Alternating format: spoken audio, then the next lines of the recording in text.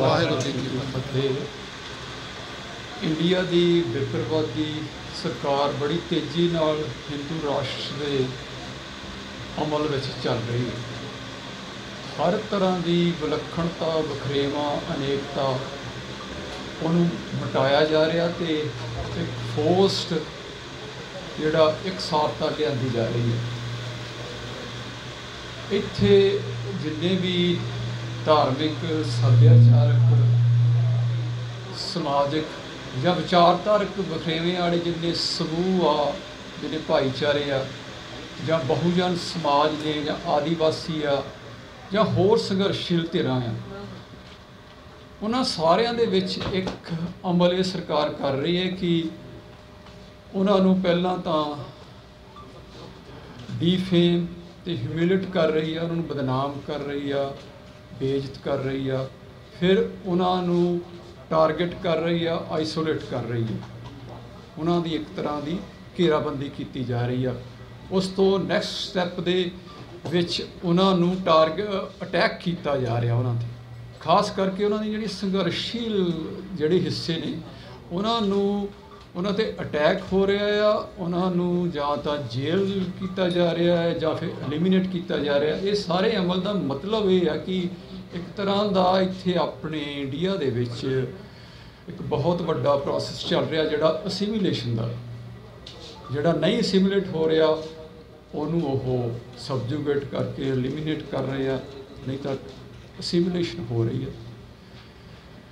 इत्थे जिहड़ी डेमोक्रेसी ते रूल ऑफ लॉ की गल करते हैं वो एक तरह का वो भुलेखा तो एक शैम ही रह गया है। इत्थे रूल ऑफ लॉ उन्हां लई आ, रूलिंग क्लास लई आ ते जिहड़े रूलिंग लीडर्स आ उन्हां लई ही है।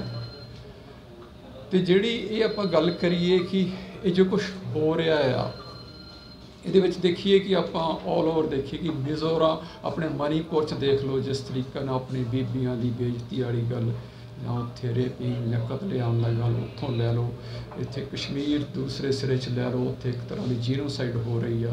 यूपी च जिहड़े पुलिस इनकाउंटर्स ते जिहड़ा बुलडोजर पॉलिसी आ वो तुहानूं सारिआं नूं पता कि उहदा की मतलब है, वो किहदे टारगेटेड आ।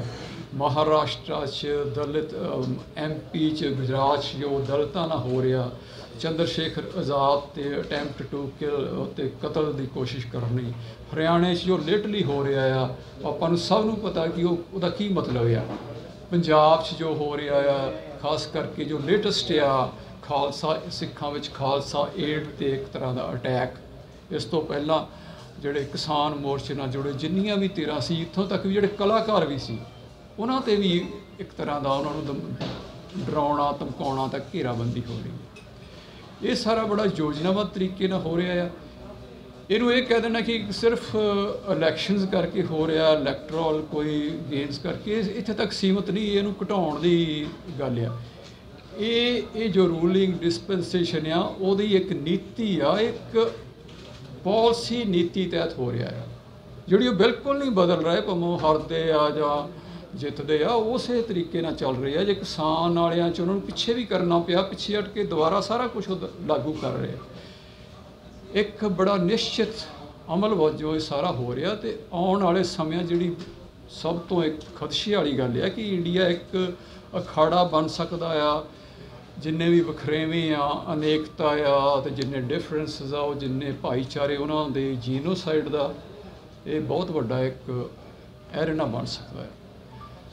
तो जे आपां गल करिए पंजाब दी ते सिखां दी, सिखां ते पंजाब दा एक खास अमल आ, उन्हां दी हिस्टरी करके उन्हां दी जोग्राफी करके उन्हां दे गुरु ग्रंथ साहब दे विचले जिहड़े आदर्श आ उन्हां दे अकीदियां करके सरबत दे भले लई संघर्ष करना, जुल्म विरुद्ध संघर्ष करना, तो जो उन्हां दा समुच्चा एक संघर्ष का एक पुरानी हिस्टरी आ ते उन्हां दा राज का दावा आ, पातशाही का दावा। इस करके पंजाब ते सिख उन्होंने एक खास चुनौती आ कि उन्होंने देखा कि किसान मोर्चे में उन्होंने बिल्कुल आइडेंटिफाई कर लिया कि रीयल गल की आ, तो उस तो बाद वो बड़े एक पॉलिसी तहत अमल कर रहे हैं। तुसीं देखिए कि एक तो यह है कि बड़े लंबे समय वो जिहड़े सिख किसी तरह की सिख लीडरशिप आ, सिख इंस्टीट्यूशनस आ, सिख पार्टीज़ आ, ਤੇ ਸਿੱਖਾਂ 'ਚ ਜੋ ਵੀ ਸ਼ਾਖ ਵਾਲਾ ਕੁਛ ਵੀ ਹੈ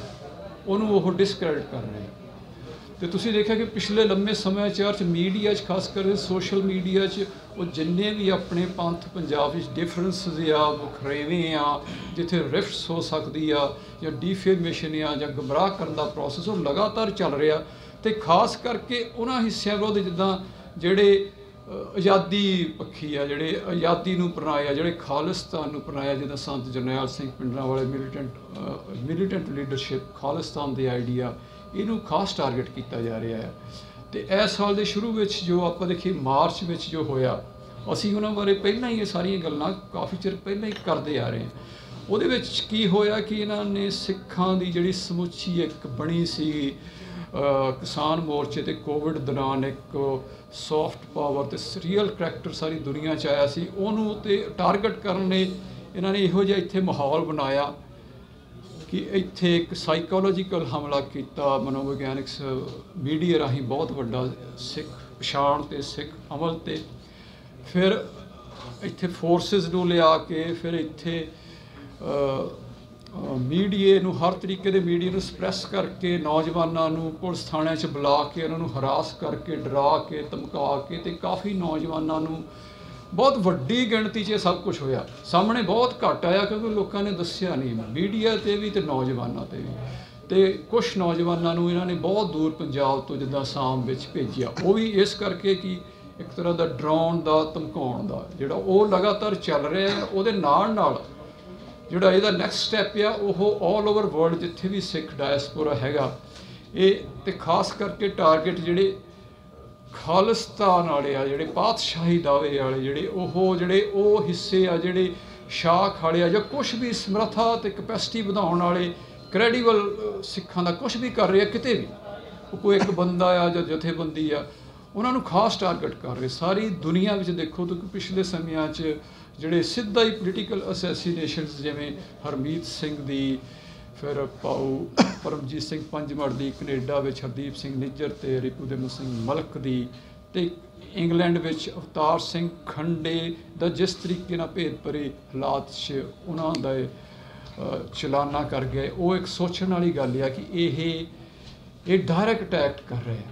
ਇਹਦੇ ਬਾਰੇ ਹੁਣ ਇਹ ਕੋਈ ਇਹ ਵੀ ਨਹੀਂ ਕਹਿ ਰਹੇ ਕਿ ਅਸੀਂ ਨਹੀਂ ਕਰ ਰਹੇ, ਇਨਡਾਇਰੈਕਟਲੀ ਕਲੇਮ ਵੀ ਕਰ ਰਿਹਾ। ਇਹਦੇ ਨਾਲ ਹੀ ਉਹ ਸਮੁੱਚੇ ਦੁਨੀਆ 'ਚ ਜਿਹੜਾ ਇੱਕ ਸਿੱਖਾਂ ਦਾ ਬਣਿਆ ਸੀ ਇੱਕ ਆਜ਼ਾਦੀ ਵਾਲਾ, ਪੀਸਫੁਲ ਪ੍ਰੋਟੈਸਟ ਵਾਲਾ, ਉਹਨਾਂ ਦੀ ਇੱਕ ਖਾਸ ਕ੍ਰੈਡੀਸ਼ਨ ਬਾਅਦ ਬਣੇ ਸੀ ਅਮਲ ਦੇ, ਉਹਨਾਂ 'ਤੇ ਵੀ ਅਟੈਕ ਹੋ ਰਿਹਾ। ਇਹ ਸ਼ੋਅ ਕੀਤਾ ਜਾ ਰਿਹਾ ਕਿ ਭਾਵੇਂ ਆਪ ਹੀ ਕਰ ਰਹੇ ਆ, ਜਿੱਦਾਂ ਕਿਤੇ ਮੰਦਿਰਾਂ 'ਤੇ ਹਮਲੇ ਦੀ ਗੱਲ ਆ, ਕਿਤੇ ਵਾਇਲੈਂਸ ਦੀ ਗੱਲ ਆ, ਕਿਤੇ ਅੱਗ ਜਾਣੀ ਦੀ ਗੱਲ ਆ, ਕਿਤੇ ਗਾਲੀ ਗਲੋਚ ਦੀ ਗੱਲ ਆ, ਉਹ ਸਾਰਾ ਕੁਛ ਉਹ ਵੀ ਹੋ ਰਿਹਾ ਆ। ਜਿਹੜੀ ਸਿੱਖ ਜਿਹੜੀ ਇਮੇਜ ਆ ਉਹਨੂੰ ਕਿਸ ਤਰੀਕੇ ਨਾਲ ਟਾਰਗੇਟ ਕਰਨਾ। ਤੇ ਇਹਦੇ ਨਾਲ ਹੀ ਜਿਹੜਾ ਹੁਣ ਲੇਟੈਸਟ ਅਟੈਕ ਹੋਇਆ ਕੱਲ੍ਹ ਪਰਸੋਂ, ਜਿੱਦਾਂ ਖਾਲਸਾ ਏਡ 'ਤੇ ਹੋਇਆ ਤੇ ਬਾਹਰ ਕੁਛ ਸ਼ਖਸੀਅਤਾਂ ਤੇ ਜਥੇਬੰਦੀਆਂ 'ਤੇ ਹੋਇਆ। ਹੁਣ ਖਾਲਸਾ ਏਡ ਸਾਰੀ ਦੁਨੀਆ 'ਚ ਸੇਵਾ ਕਰ ਰਹੇ ਆ, ਹਰ ਥਾਂ ਸੇਵਾ ਕਰਦੇ, ਉਹਨਾਂ ਨੇ ਕੋਈ ਨਹੀਂ, ਸਾਰੇ ਉਹਨਾਂ ਲਈ ਇੱਕ ਜਿਹੇ ਆ। ਉਹਦੇ ਨਾਲ ਉਹਨਾਂ ਦੇ ਸਿੱਖਾਂ ਦੀ ਸੌਫਟ ਪਾਵਰ, ਸਿੱਖਾਂ ਦੀ ਇੱਕ ਸਮਰੱਥਾ ਵਧਾਉਣ ਵਾਲੀ ਗੱਲ ਕਰ ਰਿਹਾ। ਇਹ ਜਿਹੇ ਜਿੱਥੇ ਵੀ ਹਿੱਸੇ ਆ ਸਟੇਟ ਉਹਨਾਂ ਦੇ ਕਿਸੇ ਨਾ ਕਿਸੇ ਤਰੀਕੇ ਨਾਲ ਅਟੈਕ ਕਰ ਰਹੇ, ਇਹ ਬਹੁਤ ਸੀਰੀਅਸ ਗੱਲ ਆ। ਇਸ ਤੋਂ ਬਾਅਦ ਇਹ ਸਾਰਾ ਅਮਲ ਜਿੱਦਾਂ ਇੱਥੇ ਪਹਿਲਾਂ ਹੀ ਸ਼ੁਰੂ ਆ ਬਦਨਾਮ ਦਾ, ਡੀਫੇਮੇਸ਼ਨ ਦਾ ਤੇ ਹਿਊਮਿਲੀਏਸ਼ਨ ਦਾ, ਉਹ ਤਾਂ ਚੱਲ ਹੀ ਰਿਹਾ ਆ। ਤੇ ਸਾਨੂੰ ਪੂਰਾ ਖਦਸ਼ਾ ਆ ਕਿ ਇਹ ਇੱਥੇ ਵੀ ਸਭ ਕੁਝ ਲਿਆਂਦਾ ਜਾਏਗਾ, ਇੱਥੇ ਵੀ ਉਹੋ ਜਿਹੇ ਹਾਲਾਤ ਬਣਾਏ ਜਾਣਗੇ ਅਰਾਜਕਤਾ ਦੇ, ਕਤਲੇਆਮ ਦੇ। ਤੇ ਜੋ ਇਹ ਕਰ ਹੀ ਰਹੇ ਆ ਕਿ ਸਾਰੇ ਅਰਾਜਕਤਾ ਹੋਵੇ, ਕੋਈ ਕਿਸੇ ਦਾ ਵਿਸ਼ਵਾਸ ਨਾ ਹੋਵੇ, ਟੋਟਲ ਕਿਆਓਸ ਹੋਵੇ, ਤੇ ਇੱਥੇ ਕੋਈ ਲੀਡਰਸ਼ਿਪ ਨਾ ਰਹੇ, ਕੋਈ ਇੰਸਟੀਟਿਊਸ਼ਨ ਨਾ ਰਹੇ, ਕੋਈ ਪਾਰਟੀ ਨਾ ਰਹੇ। ਉਹਦੇ ਵਿੱਚ ਆਉਣ ਵਾਲੇ ਸਮਿਆਂ 'ਚ ਇਹ ਇੱਥੇ ਹੋਰ ਵੀ ਇਹੋ ਜਿਹੇ ਹਾਲਾਤ ਪੈਦਾ ਕਰ ਸਕਦੇ ਜਿਹਦੇ ਵਿੱਚ ਇੱਥੇ ਇਹੋ ਜਿਹੇ ਕਤਲ ਹੋਣ ਤੇ ਇਹੋ ਜਿਹੀ ਆਪਸੀ ਕਲੇਸ਼ ਵਧੇ। ਇਹ ਰੀਅਲ ਪੋਸੀਬਿਲਿਟੀ ਆ। ਇਹਦੇ ਵਿੱਚ ਇੱਕ ਹਿੱਸਾ ਹੋਰ ਇਹਦੇ ਨਾਲ ਜੁੜਦਾ ਇਹ ਹੈ ਕਿ ਪਿਛਲੇ ਲੰਬੇ ਸਮੇਂ ਤੋਂ ਇਹ ਇੱਥੇ ਇੱਕ ਗੱਲ ਵਧਾ ਰਹੇ ਕਿ ਇੱਥੇ ਗੈਂਗਸਟਰ ਦੀ ਤੇ ਨਾਰਕੋਟਿਕਸ ਦੀ, ਗੈਂਗਸਟਰਾਂ ਨੂੰ ਤੇ ਨਾਰਕੋਟਿਕਸ ਵਾਲਿਆਂ ਨੂੰ ਫਿਰ ਇਹ ਖਾਲਿਸਤਾਨ ਨਾਲ ਜੋੜ ਰਹੇ ਆ, ਮੂਵਮੈਂਟ ਨਾਲ ਜੋੜ ਕੇ ਉਹ NIA ਤੇ ਹੋਰ ਬਾਹਰ ਵੀ ਪੇਸ਼ ਕਰ ਰਹੇ, ਇੱਥੇ ਵੀ ਕਰਕੇ। ਜਦ ਕਿ ਰਿਐਲਿਟੀ ਇਹ ਆ ਕਿ ਖਾਲਸੇ ਦਾ ਕਿਸੇ ਗੈਂਗਸਟਰਿਜ਼ਮ ਦਾ ਜਾਂ ਨਾਰਕੋਟਿਕਸ ਨਾਲ ਕੋਈ ਸੰਬੰਧ ਨਾ ਸੀ, ਨਾ ਹੋ ਸਕਦਾ ਆ। ਇਹ ਬਦੋ ਬਦੀ ਉਹ ਬਣਾ ਰਹੇ ਆ ਤੇ ਉਹ ਇੱਥੇ ਉਹਨਾਂ ਰਾਹੀਂ ਕੀ ਕਰਨਾ ਚਾਹੁੰਦੇ, ਉਹ ਸਾਰਾ ਜੋ ਇੱਕ ਨਰੇਟਿਵ ਚਲਾ ਰਹੇ ਆ, ਇਹ ਸਾਰੇ ਆਪਾਂ ਨੂੰ ਬੜੀ ਸੋਚਣ ਵਾਲੀ ਗੱਲ ਆ। ਇਹਦੇ ਨਾਲ ਹੀ ਇੱਕ ਹੋਰ ਫਿਕਰ ਵਾਲੀ ਗੱਲ ਇਹ ਹੈ ਕਿ ਕੁਛ ਬੰਦੇ ਇੱਥੇ ਆਪਣੇ ਵਿੱਚ ਵੀ, ਇੱਥੇ ਵੀ ਬਾਹਰ ਵੀ, ਉਹ ਉਹੀ ਨਰੇਟਿਵ ਜੋ ਸਰਕਾਰ ਦਾ ਆ, ਜੋ ਬੇਭਰੋਸਗੀ ਦਾ, ਬੇਇਤਫਾਕੀ ਦਾ, ਜਾਂ ਆਪਣੇ ਜਿਹੜੇ ਲੀਡਰਸ਼ਿਪ ਆ ਉਹਦੇ ਖਿਲਾਫ ਬੋਲਣ ਦਾ, ਜਾਂ ਡਿਵੀਜ਼ਨਾਂ ਵਧਾਉਣ ਦਾ, ਉਹ ਆਪਣੇ ਵੀ ਕੁਛ ਬੰਦੇ ਕਰ ਰਹੇ ਆ, ਜਿਹੜੇ ਸਟੇਟ ਕਰ ਰਹੇ ਆ। ਉਹਦੇ ਬਾਰੇ ਵੀ ਸਾਨੂੰ ਸੁਚੇਤ ਹੋਣਾ ਚਾਹੀਦਾ। ਸਾਡਾ ਇੱਥੇ ਮਤਲਬ ਇਹੀ ਹੈ ਕਿ ਸਮੁੱਚੀ ਸੰਗਤ ਨੂੰ, ਪੰਜਾਬ ਨੂੰ, ਪੰਥ ਨੂੰ ਸੁਚੇਤ ਕਰਨਾ ਕਿ ਹਾਲਾਤ ਬਹੁਤ ਸੀਰੀਅਸ ਆ, ਇੰਟਰਨੈਸ਼ਨਲ ਵੀ, ਆਪਣੇ ਇੱਥੇ ਵੀ ਤੇ ਆਪਣੇ ਪੰਜਾਬ ਵਿੱਚ ਵੀ। ਤੇ ਲਗਾਤਾਰ ਸਿਚੁਏਸ਼ਨ ਇੱਕ ਖਾਸ ਮੋੜ ਵੱਲ ਨੂੰ ਲਿਜਾਈ ਜਾ ਰਹੀ ਆ, ਅਰਾਜਕਤਾ ਵੱਲ ਨੂੰ, ਬੇਵਿਸ਼ਵਾਸੀ ਵੱਲ ਨੂੰ, ਤੇ ਇਸ ਤੋਂ ਬਾਅਦ ਸਿੱਧਾ ਹੀ ਅਟੈਕ ਵੱਲ ਨੂੰ, ਕਤਲ ਕਰਨ ਵੱਲ ਨੂੰ। ਤੇ ਉਹਦੇ ਬਾਰੇ ਸਾਰਿਆਂ ਨੂੰ ਸੁਚੇਤ ਹੋਣਾ ਚਾਹੀਦਾ। ਤੇ ਜਿੱਥੇ ਜਿੱਥੇ ਵੀ ਪੰਥ ਹੈਗਾ, ਤੇ ਇਹ ਸਮਾਂ ਹੈਗਾ ਜੁੜ ਬੈਠਣ ਦਾ, ਆਪਸ ਵਿੱਚ ਸੰਵਾਦ ਰਚਾਉਣ ਦਾ ਤੇ ਇਕੱਠੇ ਹੋਣ ਦਾ, ਪੰਥਕ ਰਵਾਇਤ ਤੇ ਪੰਥਕ ਪਰੰਪਰਾ ਅਨੁਸਾਰ ਇਕੱਠੇ ਹੋਣ ਦਾ, ਗੁਰਮਤਿ ਅਨੁਸਾਰ ਸਾਂਝੇ ਫੈਸਲੇ ਤੇ ਸਾਂਝੇ ਤੇ ਮੇਲ ਮਿਲਾਪ ਸਿਰਫ ਸਿੱਖਾਂ 'ਚ ਨਹੀਂ, ਹੋਰ ਜਿੰਨੀਆਂ ਧਿਰਾਂ ਹੈ। ਤੇ ਇਹ ਆਪਣੇ ਸਾਹਮਣੇ ਦੇਖੋ ਕਿਸਾਨ ਮੋਰਚੇ 'ਚ ਜਿਸ ਤਰੀਕੇ ਨਾਲ ਇੱਕ ਮਾਸ ਮੂਵਮੈਂਟ ਬਣੀ ਤੇ ਜਿਸ ਤਰ੍ਹਾਂ ਸਾਰੇ ਹਿੱਸੇ ਇਕੱਠੇ ਹੋਏ, ਉਹ ਆਪਣੇ ਕੋਲ ਐਗਜ਼ਾਮਪਲ ਹੈ ਕਿ ਕਿਸ ਤਰੀਕੇ ਨਾਲ ਇਹੋ ਜਿਹੀ ਸਰਕਾਰ ਦਾ ਮੁਕਾਬਲਾ ਕਰਨਾ। ਉਹ ਅਸੀਂ ਉਹ ਹੁਣ ਦੇ ਸਮਿਆਂ ਦੀ ਗੱਲ ਆ। ਸਾਡੀ ਇਹੀ ਕੋਸ਼ਿਸ਼ ਆ, ਅਸੀਂ ਆਪਣਾ ਉਹੀ ਰੋਲ ਕਰ ਰਹੇ ਹਾਂ। ਇੱਕ ਤਾਂ ਅਵੇਅਰਨੈਸ, ਉਹ ਸਾਰੇ ਹਿੱਸਿਆਂ ਨੂੰ ਮਿਲਣਾ, ਇੱਕ ਲਾਇਜ਼ਨ ਕ੍ਰੀਏਟ ਕਰਨਾ ਤੇ ਸਾਂਝਾ ਕੋਈ ਅਮਲ ਬਣਾਉਣਾ, ਸਿਰਫ ਆਪਣਾ ਪੰਥ ਵਿੱਚ ਨਹੀਂ, ਹੋਰ ਵੀ ਹਿੱਸਿਆਂ ਨਾਲ। ਇਸ ਅਰਾਜਕਤਾ ਦਾ ਤੁਸੀਂ ਖਦਸ਼ਾ ਜ਼ਾਹਰ ਕੀਤਾ। ਤੁਸੀਂ ਇਹ ਵੀ ਦੱਸਿਆ ਕਿ ਆਉਣ ਵਾਲੇ ਸਮੇਂ ਜੋ ਹਾਲਾਤ ਬਣ ਗਏ ਨੇ ਬਾਕੀ ਰਾਜਾਂ ਦੇ ਵਿੱਚ, ਪੂਰਾ ਹਿੰਦੁਸਤਾਨ ਜਿਹੜਾ ਇੱਕ ਅਖਾੜਾ ਬਣ ਜਾਏਗਾ। ਕਿੰਨੇ ਦੂਰ ਸਮਝਦੇ ਹੋ ਕਿ ਨੁਕਤਾ ਜਿਹੜਾ ਤੁਹਾਡਾ ਕਿਹਾ ਜਿਹੜੀ ਆਮਦ ਦਾ ਜਿਹੜਾ ਭਾਣਾ ਵਰਤਣਾ ਕਿੰਨਾ ਕੁ ਦੂਰ ਹੈ? ਦੇਖੋ ਇਹ ਤਾਂ ਨਹੀਂ ਪ੍ਰੈਡਿਕਟ ਕੋਈ ਕਰ ਸਕਦਾ, ਪਰ ਆਪਾਂ ਦੇਖੀਏ ਕਿ ਪਿਛਲੇ ਸਮਿਆਂ 'ਚ, ਪਿਛਲੇ 10-15 ਸਮਿਆਂ 'ਚ ਜਿੱਡੀ ਤੇਜ਼ੀ ਨਾਲ ਸਾਰਾ ਕੁਝ ਹੋ ਰਿਹਾ ਹੈ, ਜਿਹੜੀਆਂ ਘਟਨਾਵਾਂ ਆਪਾਂ ਸੋਚਦੇ ਸੀ ਕਿ ਹਾਲੇ 5-10 ਸਾਲਾਂ ਨੂੰ ਆਉਣੀਆਂ, ਉਹ 2 ਸਾਲਾਂ 'ਚ ਹੋ ਰਹੀਆਂ ਆ। ਜਿਹੜੀਆਂ ਸੋਚਦੇ 2 ਸਾਲਾਂ ਨੂੰ, ਉਹ 2 ਮਹੀਨਿਆਂ 'ਚ ਹੋ ਰਹੀਆਂ ਹੈ। ਇਸ ਕਰਕੇ ਸਮੁੱਚੀ ਦੁਨੀਆ 'ਚ ਹੀ ਜੋ ਘਟਨਾਕ੍ਰਮ ਦੀ ਜਿਹੜੀ ਰਫ਼ਤਾਰ ਆ, ਉਹ ਬਹੁਤ ਤੇਜ਼ੀ ਨਾਲ ਆ। ਤੇ ਇਹ ਜਿਹੜੀ ਉਥਲ ਪੁਥਲ ਆ, ਇਨਸਟੇਬਿਲਿਟੀ ਆ, ਤੇ ਜੋ ਇਹ ਇੱਕ ਬਿਲਕੁਲ ਹੀ ਵੋਲਟਿਲਿਟੀ ਆ, ਇਹਨੂੰ ਐਗਜ਼ੈਕਟਲੀ ਕੋਈ ਪ੍ਰੈਡਿਕਟ ਤਾਂ ਨਹੀਂ ਕਰ ਸਕਦਾ, ਪਰ ਗੱਲ ਉੱਧਰ ਨੂੰ ਜਾ ਰਹੀ ਆ ਤੇ ਸਪਸ਼ਟ ਤਰੀਕੇ ਨਾਲ ਜਾ ਰਹੀ ਆ। ਤੇ ਇੱਥੇ ਸਾਡਾ ਇਹੀ ਬਣਦਾ ਕਿ ਬੈਕ ਟੂ ਦੀ ਬੇਸਿਕਸ, ਆਪਣੇ ਬੈਕ ਟੂ ਦੀ ਰੂਟਸ, ਆਪਣੇ ਜੋ ਆਪਣੇ ਪੰਥ ਦੀ ਲਾਮਬੰਦੀ ਕਰੀਏ, ਸੂਤਰਬੱਧ ਕਰੀਏ, ਆਰਗੇਨਾਈਜ਼ ਕਰੀਏ, ਕਪੈਸਿਟੀ ਸਟਰੈਂਥ ਬਣਾਈਏ, ਇਹੀ ਬਣਦਾ ਹੈ। ਇਸ ਨੁਕਤੇ ਨਾਲ ਵੇਖਿਆ ਜਾ ਸਕਦਾ ਕਿ ਜੇ 1980 ਸੱਤਾ ਮਿਲ ਗਈ ਤੇ 85 ਦੀ ਚਾਹੀਦੀ ਹੈ, ਤੇ ਜੇ ਹੁਣ 2014 ਦੀ ਬਣ ਗਈ, 19 ਦੀ ਮਿਲ ਗਈ, 19 ਦੀ ਮਿਲ ਗਈ ਤੇ 24 ਦੀ ਵੀ ਚਾਹੀਦੀ ਹੈ, ਉਸ ਨਾਲ ਵੀ ਨੁਕਤੇ ਨਾਲ ਜੋੜਿਆ ਜਾ ਸਕਦਾ? ਨਹੀਂ, ਉਹ ਤਾਂ ਤੁਹਾਨੂੰ ਪਹਿਲਾਂ ਵੀ ਬੇਨਤੀ ਕੀਤੀ ਕਿ ਆਪਾਂ ਬਹੁਤ ਜ਼ਿਆਦਾ, ਕਿਉਂਕਿ ਇਲੈਕਸ਼ਨਾਂ ਦਾ ਇੰਨਾ ਜ਼ਿਆਦਾ ਅਸਰ ਆ ਥੱਲੋਂ ਪੰਚਾਇਤ ਤੋਂ ਉੱਪਰਲੀਆਂ MP ਦੀਆਂ ਇਲੈਕਸ਼ਨਾਂ ਤੱਕ, ਕਿ ਆਪਾਂ ਸਾਰਾ ਕੁਛ ਇਲੈਕਸ਼ਨਾਂ 'ਚ ਹੀ ਰਿਡਿਊਸ ਕਰ ਦਿੰਦੇ ਹਾਂ ਕਿ ਸ਼ਾਇਦ ਇਹਦੇ ਆਲੇ ਦੁਆਲੇ ਹੀ ਆ। ਇਹ ਇਸ ਵੇਲੇ ਵੀ ਜ਼ਿਆਦਾ ਹਿੱਸਾ ਇਸ ਤਰ੍ਹਾਂ ਹੀ ਕਰ ਰਹੇ ਕਿ ਜੋ ਕੁਛ ਆ ਹੋ ਰਿਹਾ ਸ਼ਾਇਦ ਉਹਦੇ ਕਰਕੇ ਹੋ ਰਿਹਾ। ਉਹ ਤਾਂ ਉਹਦਾ ਇੱਕ ਹਿੱਸਾ ਆ, ਉਹਨਾਂ ਨੂੰ ਫਾਇਦਾ ਮਿਲਦਾ। ਪਰ ਜੋ ਕੁਛ ਹੋ ਰਿਹਾ ਇਹ ਇੱਕ ਪਾਲਿਸੀ ਆ, ਨੀਤੀ ਆ, ਅੱਜ ਦੀ ਨਹੀਂ, 100 ਸਾਲ ਪੁਰਾਣੀ ਆ। ਤੇ ਉਹਦੇ ਤਹਿਤ ਹੀ ਸਭ ਕੁਛ ਹੋ ਰਿਹਾ। ਜੋ ਕਸ਼ਮੀਰ 'ਚ ਹੋ ਰਿਹਾ, ਜੋ ਸਿਵਲ ਕੋਡ ਵਾਲਾ ਹੋ ਰਿਹਾ, ਤੇ ਜੋ UP 'ਚ ਹੋ ਰਿਹਾ, ਜੋ ਸਾਰਾ ਕੁਛ ਇਹ ਕਰ ਰਹੇ ਆ ਹਿੰਦੂ ਰਾਜ, ਜੋ ਥਰੂ ਜੁਡੀਸ਼ੀਅਲ ਸਿਸਟਮ ਦੇ ਥਰੂ ਕਾਨੂੰਨ ਦੀ ਕੋਸ਼ਿਸ਼ ਕਰ ਰਹੇ ਆ। ਜਿੱਦਾਂ ਤੁਸੀਂ ਦੇਖੋ ਅਯੋਧਿਆ ਦਾ, ਮਥੁਰਾ ਦਾ ਥਰੂ, ਉਹ ਇਹ ਇੱਕ ਨੀਤੀ ਵਜੋਂ ਹੋ ਰਿਹਾ। ਇਹ ਸਿਰਫ ਇਲੈਕਸ਼ਨਾਂ ਤੱਕ ਰਿਡਿਊਸ ਨਹੀਂ ਕਰ ਸਕਦੇ। ਠੀਕ ਹੈ, ਇਹ ਉਹਨਾਂ ਨੂੰ ਫਾਇਦਾ ਮਿਲਦਾ, ਇਹ ਐਡੀਸ਼ਨਲ ਗੱਲ ਆ। ਪਰ ਇਹ ਕਹੀਏ ਕਿ ਇਹ ਉਹਦੇ ਕਰਕੇ ਨਹੀਂ ਹੈ, ਸਿਰਫ ਇਹ ਉਹਨਾਂ ਦੀ ਨੀਤੀ ਆ ਤੇ ਇਹ ਹੋਰ ਵੀ ਅੱਗੇ ਵਧਣੀ ਹੈ। ਇਹ ਇੱਕ ਤਾਨਾਸ਼ਾਹੀ, ਬਿਲਕੁਲ ਹੀ ਟੋਟਲ ਜਾਣੀ ਬ੍ਰਾਹਮਣਵਾਦੀ ਇਹ ਸਰਕਾਰ ਆ, ਜਿਹਦਾ ਜਿਹੜੀ ਟਿਕੀ ਹੋਈ ਡਿਵੀਜ਼ਨ ਕ੍ਰੀਏਟ ਡਿਸਕ੍ਰਿਮੀਨੇਸ਼ਨ ਕ੍ਰੀਏਟ ਆ ਤੇ ਐਕਸਪਲੋਇਟ ਕਰਨ ਤੇ ਆ ਤੇ ਜਿਹਨੂੰ ਆਪਣੀਆਂ ਆਪਣੇ ਆਪ ਤੇ ਬਹੁਤ ਗਮਾਨ ਆ ਆਪਣੀ ਅਕਲ ਤੇ ਆਪਣੀ ਮੈਂ ਤੇ ਇਹ ਤੁਸੀਂ ਸਾਹਮਣੇ ਦੇਖ ਹੀ ਰਹੇ ਕੀ ਹੋ ਰਿਹਾ ਤੇ ਕੀ ਹੋ ਸਕਦਾ ਹੈ। ਸਟੇਟ ਨੀਤੀ ਹੈ ਪਾਰਟੀ ਦੀ ਨੀਤੀ। ਇਸ ਸਾਲ ਤੋਂ ਹੀ ਇਹ ਕੋਸ਼ਿਸ਼ ਕਰ ਰਹੇ ਹਾਂ ਅਸੀਂ ਕਾਫੀ ਸਮਾਗਮ ਵੀ ਕੀਤੇ ਪੰਥ ਦੇ ਡਿਫਰੈਂਟ ਹਿੱਸਿਆਂ ਨੂੰ ਸੰਪਰਦਾਵਾਂ ਨੂੰ ਜਥੇਬੰਦੀਆਂ ਨੂੰ ਸ਼ਖਸੀਅਤਾਂ ਨੂੰ ਬੁੱਧੀਵਾਨਾਂ ਨੂੰ ਨੌਜਵਾਨਾਂ ਨੂੰ ਪ੍ਰਚਾਰਕਾਂ ਨੂੰ ਸਾਰਿਆਂ ਨੂੰ ਮਿਲੇ ਵੀ ਹਾਂ ਤੇ ਕਈ ਸਮਾਗਮ ਵੀ ਕੀਤੇ ਤੇ ਪਿੱਛੇ ਜੇ 28 ਜੂਨ ਨੂੰ ਅਨੰਦਪੁਰ ਸਾਹਿਬ ਇੱਕ ਵਿਸ਼ਵ ਸਿੱਖ ਇਕੱਤਰਤਾ ਕੀਤੀ ਸੀ। ਉੱਥੇ ਮਕਸਦ ਹੀ ਇਹ ਸੀ ਕਿ ਇੱਕ ਨੁਮਾਇੰਦਾ ਇਕੱਠ ਜੋ ਸਮੁੱਚੇ ਪੰਥ ਦਾ ਬੁਲਾ ਕੇ ਇਹ ਆਪਾਂ ਜਿਹੜੀ ਸਭ ਤੋਂ ਸਾਡਾ ਇੱਕ ਖਲਾਅ ਹੈ ਇਸ ਵੇਲੇ ਅਕਾਲ ਤਖਤ ਸਾਡਾ ਵਿਚਾਰ ਵਟਾਂਦਰੇ ਦਾ ਸਾਂਝਾ ਫੈਸਲੇ ਸਾਂਝੇ ਅਗਵਾਈ ਦਾ ਕੇਂਦਰ ਸੀ ਗੁਰਮਤਿ ਦਾ ਕਿ ਉਹ ਕਿਸ ਤਰੀਕੇ ਨਾਲ ਇਸ ਹਾਲਾਤ 'ਚ ਅਸੀਂ ਅਕਾਲ ਤਖਤ ਨੂੰ ਕਿਵੇਂ ਇਹਨਾਂ ਗਿਵਨ ਹਾਲਾਤਾਂ 'ਚ ਆਜ਼ਾਦ ਕਰਾਉਣਾ ਤੇ ਉਹਨਾਂ ਨੂੰ ਰੀਅਲ ਆਪਣੀ ਸਮਰੱਥਾ 'ਚ ਲੈ ਕੇ ਆਉਣਾ ਤੇ ਕਿਵੇਂ ਦੁਬਾਰਾ ਗੁਰਮਤਾ ਸਾਂਝੀ ਅਗਵਾਈ ਤੇ ਸਾਂਝੇ ਫੈਸਲੇ ਕਰਨੀ। ਅਸੀਂ ਉੱਥੇ ਸਾਰੇ ਇਕੱਠੇ ਹੋਏ ਤੇ ਉੱਥੇ ਸਾਰਿਆਂ ਨੇ ਆਪਣੀ ਰਵਾਇਤ ਅਨੁਸਾਰ ਉਸੇ ਤਰੀਕੇ ਨਾਲ ਉਹ ਫੈਸਲਾ ਲਿਆ। ਉਹ ਫੈਸਲਾ ਇਹ ਸੀ ਕਿ ਜੋ ਮੌਜੂਦਾ ਜੋ ਪ੍ਰਬੰਧ ਆ ਅਕਾਲ ਤਖਤ ਦਾ ਤਖਤਾਂ ਦਾ ਉਹ ਪਰੰਪਰਾ ਅਨੁਸਾਰ ਨਹੀਂ ਆ ਉਹਨੂੰ ਰੱਦ ਕੀਤਾ ਤੇ ਜੋ ਚਾਹੀਦਾ ਆ ਗੁਰਮਤਿ ਅਨੁਸਾਰ ਤੇ ਪਰੰਪਰਾ ਅਨੁਸਾਰ ਉਹ ਇਹ ਆ ਕਿ ਇੱਕ ਅਕਾਲੀ ਜਥਾ ਉੱਥੇ ਚਾਹੀਦਾ ਜਿੱਦਾਂ ਪਹਿਲਾਂ ਹੁੰਦਾ ਸੀ ਉੱਥੇ ਬਣਾਇਆ ਜਾਵੇ ਤੇ ਉਹਦੇ ਲਈ ਅੱਗੇ ਜੋ ਕਵਾਇਦ ਆ ਉਹ ਅਸੀਂ ਲਗਾਤਾਰ ਜਿੱਦਾਂ ਪਹਿਲਾਂ ਵੀ ਮਿਲ ਰਹੇ ਪੰਥ ਦੇ ਅਸੀਂ ਲਗਾਤਾਰ ਉਹ ਕੰਟੀਨਿਊਡ ਆ ਤੇ ਹੋਰ ਜਿਹੜੇ ਰਹਿ ਗਏ ਹਿੱਸੇ ਉਹਨਾਂ ਨੂੰ ਵੀ ਬਣਾਂਗੇ ਤੇ ਇਹਦੇ ਨਾਲ ਹੀ ਅਸੀਂ ਇਹ ਗੱਲ ਤਾਂ ਹੀ ਬਣਦੀ ਹੈ ਕਿ ਜੇ ਥੱਲੇ ਤੋਂ ਪਿੰਡ ਤੋਂ ਗੁਰੂ ਘਰ ਲੈਵਲ ਤੋਂ ਇਹ ਜਿਹੜੀ ਗੁਰਮਤਿ ਦੀ ਜਿਹੜੀ ਰਵਾਇਤ ਆ ਸਾਂਝੀ ਗਵਾਈ ਤੇ ਸਾਂਝੇ ਫੈਸਲੇ ਦੀ ਥੱਲੋਂ ਤੋਂ ਚੱਲੇ ਤੇ ਇਹਦੇ ਲਈ ਅਸੀਂ ਲਗਾਤਾਰ ਯਤਨ ਕਰ ਰਹੇ ਹਾਂ ਤੇ ਅੱਗੇ ਵੀ ਕਰਾਂਗੇ।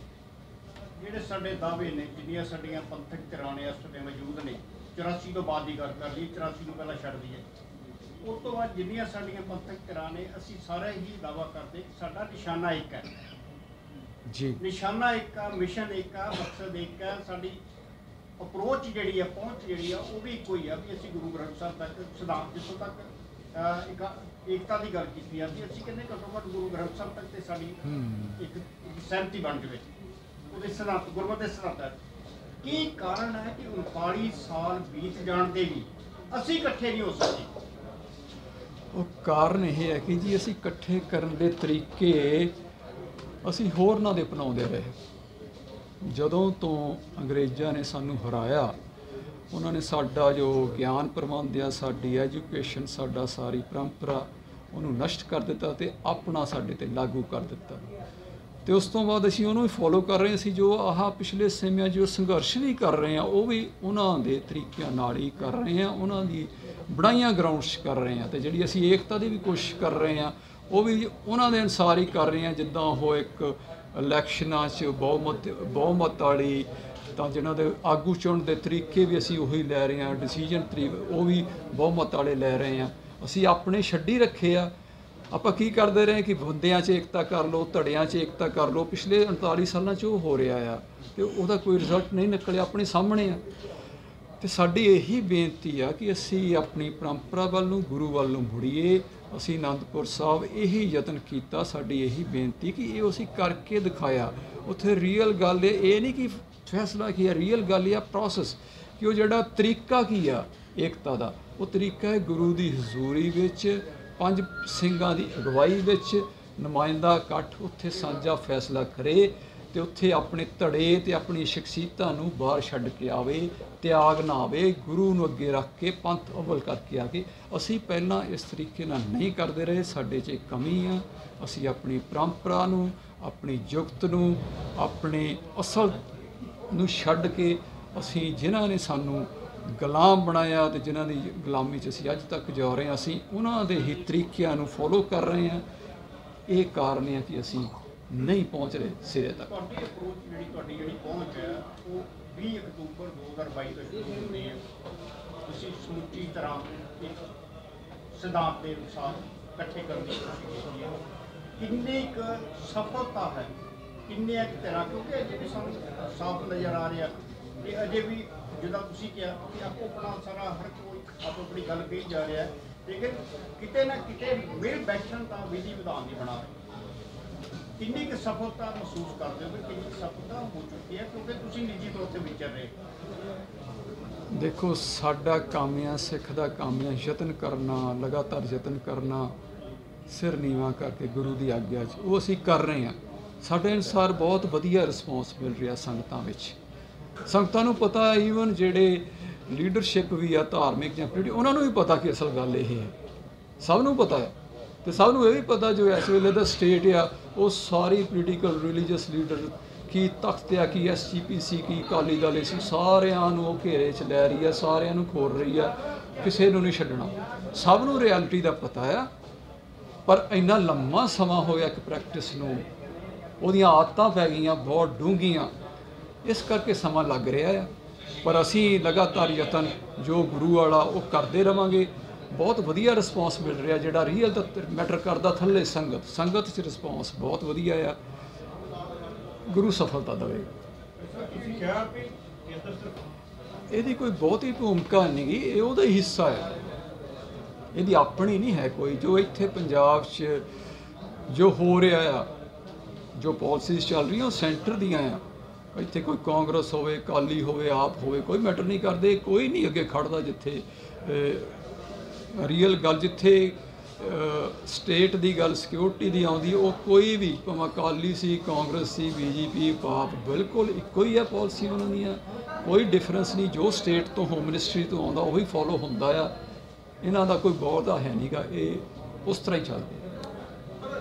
BJP ਦੇ ਪੰਜਾਬ ਪ੍ਰਧਾਨ ਜਿਹੜੇ ਸੁਨੀਲ ਜਾਖੜ, ਉਹਨਾਂ ਨੇ ਕਿਹਾ ਕਿ ਖਾਲਸਾ ਐਡ ਦੇ ਜਿੱਥੇ ਜਿਹੜੇ ਰੇਟ ਨਹੀਂ ਹੋਣੀ ਚਾਹੀਦੀ ਸੀ, ਉਹ ਕੋਈ ਸਮਾਜ ਸੇਵੀ ਸੰਸਥਾ ਹੈ। ਇਹ ਚੰਗੀ ਗੱਲ ਹੈ, ਸੈਂਟਰ ਦਾ ਹਿੱਸਾ ਹੈ, ਚੰਗੀ ਗੱਲ ਆ। ਜੇ ਕੋਈ ਕਹਿ ਰਹੇ ਆ ਉਹ, ਤੇ ਜੇ ਕੋਈ ਸੱਚ ਪਛਾਣ ਕੇ ਗੱਲ ਕਰ ਰਿਹਾ ਤਾਂ ਚੰਗੀ ਗੱਲ ਆ। ਇਹ ਤਾਂ ਸੱਚ ਤਾਂ ਸਾਰਿਆਂ ਨੂੰ ਕਹਿਣਾ ਚਾਹੀਦਾ ਹੈ। ਅੱਜ ਸਮਾਂ ਇਦਾਂ ਦਾ ਆ ਗਿਆ ਆ ਕਿ ਲੋਕੀ ਜਾਣਦੇ ਹੋਏ ਵੀ ਸੱਚ ਕਹਿ ਨਹੀਂ ਰਹੇ ਤੇ ਫਿਰ ਖੜ ਨਹੀਂ ਰਹੇ ਉੱਥੇ। ਤੇ ਆਪਾਂ ਨੂੰ ਖੜਨਾ ਚਾਹੀਦਾ। ਇਹ ਨਹੀਂ ਕਿ ਕੋਈ ਸਿੱਖ ਆ, ਹਿੰਦੂ ਆ, ਮੁਸਲਮਾਨ ਆ, ਕੋਈ ਐਨੀਬਡੀ, ਜੋ ਸੱਚ ਆ ਉਹ ਕਹਿਣਾ ਚਾਹੀਦਾ, ਉੱਤੇ ਖੜਨਾ ਚਾਹੀਦਾ। ਅਸੀਂ ਸਵਾਗਤ ਕਰਦੇ ਹਾਂ ਕੋਈ ਵੀ ਜਿਹੜੀ ਸੱਚ ਦੇ ਨਾਲ ਕੋਈ ਗੱਲ ਕਰਦਾ। ਪਰ ਜਿਹੜੀ ਇੱਕ ਹੁੰਦਾ ਵਿਖਾਵੇ ਮਾਤਰ ਕਹਿਣਾ, ਇੱਕ ਹੁੰਦਾ ਦਿਲੋਂ, ਜੇ ਦਿਲੋਂ ਕਈ ਗੱਲ ਤੇ ਫਿਰ ਉਹਦੇ ਵਿਰੁੱਧ ਕੋਈ ਐਕਟੀਵਿਟੀ ਵਿਖਾ ਲੇ। ਹੁਣ ਖਾਲਸਾ ਏਡ ਜਿਹਦਾ ਪੂਰੀ ਦੁਨੀਆ ਦੇ ਵਿੱਚ ਸੇਵਾ ਦੇ ਖੇਤਰ ਦੇ ਵਿੱਚ ਬੜਾ ਵੱਡਾ ਨਾਮ ਬਣ ਗਿਆ, ਤੇ ਪੰਜਾਬ ਦੇ ਵਿੱਚ ਉਹਦੇ ਤੇ ਜਿਹੜੀ ਨੈਸ਼ਨਲ ਏਜੰਸੀ ਹੈ NIA, ਜੇ ਉਹ ਰੇਡ ਕਰਦੀ ਆ ਤੇ ਆਪਣੇ ਮਨਮਰਜ਼ੀ ਦੇ ਜਿਹੜੇ ਉਹਦੇ ਨਤੀਜੇ ਕੱਢਣਾ ਚਾਹੁੰਦੀ ਆ, ਇਹ ਦੋਸ਼ ਲਾਉਣਾ ਚਾਹੁੰਦੀ ਆ ਕਿ ਇਹ ਜਿਹੜਾ ਖਾਲਸਾ ਏਡ ਆਪਣੇ ਸੇਵਾ ਦੇ ਅੰਡਰ ਰਹਿ ਕੇ ਇਹ ਇੱਕ ਹੋਰ ਜਿਹੜਾ ਇੱਥੇ ਟੈਰੋਰਿਜ਼ਮ ਫੈਲਾਉਣ ਵਾਸਤੇ, ਚਾਹੇ ਇਹੋ ਜਿਹੀ ਐਕਟੀਵਿਟੀ ਕਰਨ ਵਾਸਤੇ, ਉਤਸ਼ਾਹਿਤ ਕਰਨ ਵਾਸਤੇ ਇਹ ਉਹਦੇ 'ਤੇ ਧੱਬਾ ਲਾਉਣਾ ਚਾਹੁੰਦੀ ਆ। ਜਦੋਂ ਕਿ ਉਹ 'ਤੇ ਧੱਬਾ ਲੱਗ ਨਹੀਂ ਸਕਦਾ। ਉਹ ਤਾਂ ਇੱਕ ਭਾਈ ਕਨ੍ਹਈਆ ਦੇ ਫਲਸਫੇ ਨੂੰ ਲੈ ਕੇ ਪੂਰੀ ਦੁਨੀਆ ਦੇ ਵਿੱਚ ਉਹਨਾਂ ਨੇ ਨਾਮਣਾ ਖੱਟਿਆ। ਤੇ ਪੰਜਾਬ ਦੇ ਵਿੱਚ ਜੇ ਸਰਕਾਰ ਦੇ ਕਿਸੇ ਜ਼ੁਲਮੋ ਸਿਤਮ ਦਾ ਸ਼ਿਕਾਰ ਸਿੱਖ ਪਰਿਵਾਰ ਵੀ ਉਹਨਾਂ ਦੀ ਨਜ਼ਰ ਦੇ ਵਿੱਚ ਉਹਨਾਂ ਵੱਲੋਂ ਕੀਤੀ ਜਾ ਰਹੀ ਸੇਵਾ ਦਾ ਪਾਤਰ ਹੈ, ਤੇ ਉਹਦੀ ਵੀ ਸੇਵਾ ਜੇ ਕਰ ਦਿੰਦੇ ਆ, ਤੇ ਇਹ ਸਰਕਾਰਾਂ ਨੂੰ ਇਹ ਚੀਜ਼ਾਂ ਨਹੀਂ ਕਰਨੀਆਂ ਚਾਹੀਦੀਆਂ। ਪ੍ਰੈਕਟੀਕਲੀ ਕਰਕੇ ਵਿਖਾਉਣ। ਜੇ ਭਾਜਪਾ ਦੇ ਪ੍ਰਧਾਨ ਨੇ ਕਿਹਾ ਤੇ ਉਹ ਪ੍ਰੈਕਟੀਕਲੀ ਕਰਕੇ ਵਿਖਾਵੇ, ਉਹਦਾ ਨਤੀਜਾ ਕੀ ਨਿਕਲਦਾ ਵਾ। ਸਰਕਾਰ ਦੇ ਵਿਰੁੱਧ ਉਹ ਕੀ ਖੜ ਸਕਦਾ ਕਿ ਸਿਰਫ ਬਿਆਨਬਾਜ਼ੀ ਤੱਕ ਆ। ਬਿਆਨ ਤੇ ਬੜੇ ਪਿਛਲੇ ਅਰਸੇ ਦੇ ਦੌਰਾਨ ਵੀ ਆ ਭਗਵੰਤ ਮਾਨ ਕਿੰਨੇ ਬਿਆਨ ਦਿੰਦਾ ਰਿਹਾ। ਆ ਬੰਦੀ ਸਿੰਘਾਂ ਦੀ ਰਿਹਾਈ ਵਾਸਤੇ ਜਦੋਂ ਮੋਰਚਾ ਲੱਗਾ ਸੀ ਗੁਰਦੁਆਰਾ ਅੰਬ ਸਾਹਿਬ, ਗੁਰਬਖਸ਼ ਸਿੰਘ ਲਾਇਆ, ਉੱਥੇ ਜਾ ਕੇ ਇਹ ਉੱਥੇ ਬਹਿ ਕੇ ਵੀ ਜਿੱਦਣ ਮੈਂ ਜੇ ਮੇਰੇ ਕੋਲ ਪਾਵਰ ਆਉਂਦੀ ਆ ਤੇ ਮੈਂ 1 ਮਿੰਟ 'ਚ ਕਰ ਦਿਆਂਗਾ। ਹੁਣ ਉਹਦੀ ਪ੍ਰੈਕਟੀਕਲੀ ਉਹਦਾ ਤਰੀਕਾ ਕੀ ਆ? ਉਹ ਵੈਸੇ ਬਿਲਕੁਲ ਖਾਮੋਸ਼ ਆ, ਉਹਦੀ ਗੱਲ ਵੀ ਨਹੀਂ ਸੁਣਦਾ।